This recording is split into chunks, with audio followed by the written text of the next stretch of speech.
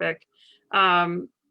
Someone has asked on the live feed, can you give some advice to young people who are demonstrating but who live with folks who are at risk? So exit and entry protocol. How do we protect people in these complicated who's in my bubble situations? I think a lot depends on the structure of your physical dwelling in some ways. If you have a separate bedroom and you can sort of maintain space between you and other members of your household and minimize those shared spaces in your home, like the kitchen and bathroom, or do extra cleaning, wearing masks even inside your home in those situations, those are some of the things that you could be doing to keep the germs that you may have acquired with you. Malia, I think it raises a good point too about how important communication is around this. So, we had people making decisions about being out and protesting. They may be living in households where either people weren't making that same decision or potentially were at higher risk.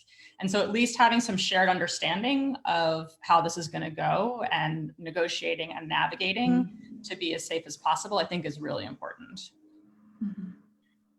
And I think, again, it depends a bit on the level of risk in your household, and just gauging kind of how high the stakes are.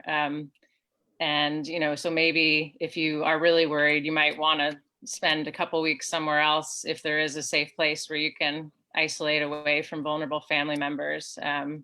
If they're, very elderly or have some other health risk factors. Because it's still that, the stakes are very high for those vulnerable, people in your family. So creative solutions. But yes, I think talking to them about what kind of risk they want to bear having you in the house is a really good idea as well.